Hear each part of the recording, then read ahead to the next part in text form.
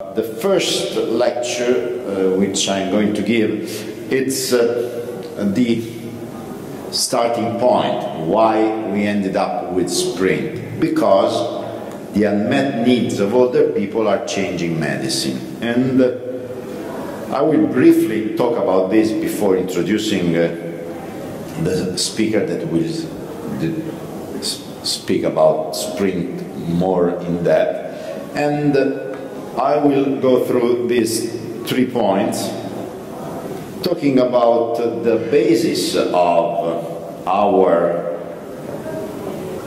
daily medicine, which is the evidence-based medicine by Dr. Sackett, which is our backbone. It's the rationale we use every day to make our clinical decision.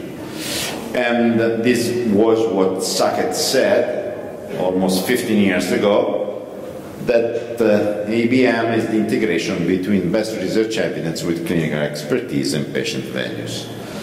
But let's go to our world, and heart failure, it's a typical elderly disease, and you look, these are the most important recent trials on heart failure.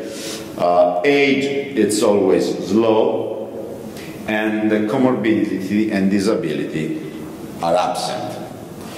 And we have to deal every day with our failure patients with comorbidity and disability. And this is almost very famous slide by Boyd, which a few years ago in JAMA published the treatment regimen for a 79-year-old woman with hypertension, diabetes, osteoporosis, osteoarthritis, and COPD. It's a game, it's a fight, it's a daily job to take all the medications and follow all the procedures that are linked to the medications. So the problem is that evidence-based medicine should deal using the methodology that we defined with Sackett, should deal with what I call the modern patient, which is the patient that we take care every day, and it's growing and growing and growing. It's the real problem for all the health systems in the world. It's a patient with multimorbidity, taking multiple drugs, and functioning badly.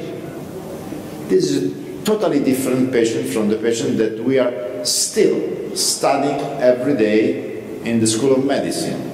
We studied single disease after single disease after single disease.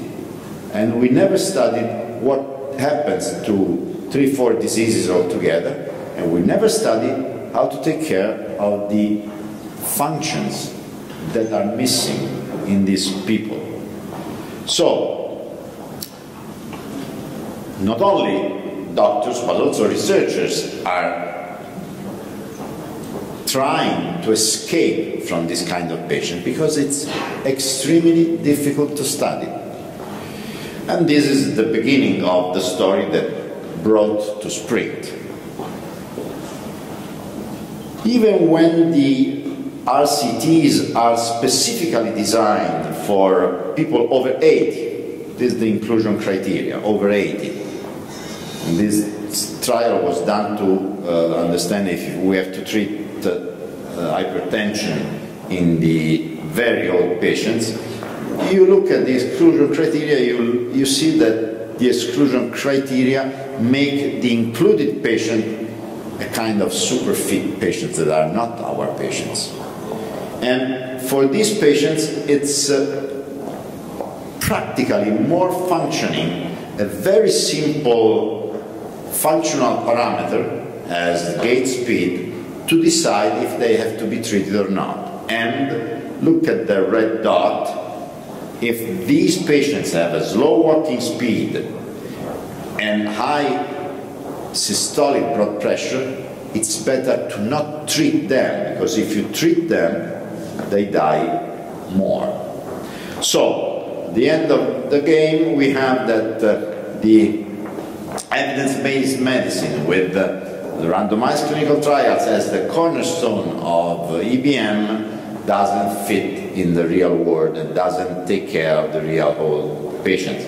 So, as most of you know, Grimley Evans said that we have evidence-biased medicine in geriatrics, which is partly true. So, just to approach sprint, I have to remember the new targets of intervention and mostly what geriatrics added to the EBM and to the methodology, to trying to find out a good methodology to deal with this patient. First of all, as Mary Tinetti said, geriatrics said clearly and loudly that the disease era, the single disease era, it's finished. And we have to take care of comorbidity because all the chronic diseases, they present gray line, gray color, they always present themselves with other diseases, they never present alone. And so some geriatricians hypothesized to cluster the chronic diseases to better study them. And this is a paper published a few years ago, and the study is continuing, telling us that look at the multimorbidity or the comorbidity, knowing that the diseases present themselves in cluster. This could be a way to study them better, because you can have a cluster of diseases in a population of patients compared with the same cluster in another population and decide if some procedure or treatment had and give some benefit. But the second new thing that geriatrics added to the panorama is the attention to disability. Here you clearly understand that you don't die because you have multiple diseases, you die even if you have a few diseases or one disease, but you are disabled. So the problem is not to focus on the list of diseases, but to focus on the disability. And again, this is the beginning of the sprint story. And geriatrics told us that if you measure the functionality or disability, it depends from the status and from the situation, if you measure with SPPB, with the short physical performance battery, you get a lot of useful information that nothing else gives you. And so you can predict death, you can predict hospitalization, you can predict what happens depending from the score in the future after an hospitalization, or you can predict with one part of the short physical performance battery, you can predict life expectancy, because the simple measure of gait speed gives you a lot of information. And again, even for heart failure, it gives you more information than the contractility as measured by the echocardiography. So, if this is the background, we have the evolving medicine has these new studies like LIFE and SPRINT, which is still a project, but which is going to begin. What are they adding to the panorama? And the LIFE just enrolled, and this is the real novelty, enrolled sedentary men just because of their physical limitation defined on the capability of able to walk 400 meters. So, for the first time, or for one of the first time, we are looking at disability or the functioning before disability. We are enrolling patients because of their functionality. We are not enrolling patients because of their diseases. We are enrolling patients because various diseases produce a bad function.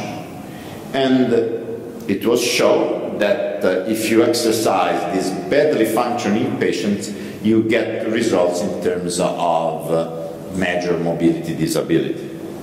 And SPRINT is doing the same with the help of a consortium that was promoted by IMI, which is built up by European Union, by HFPA, and the eligibility criteria are again just based on functionality. And this is the beginning of the game, and I ask to my second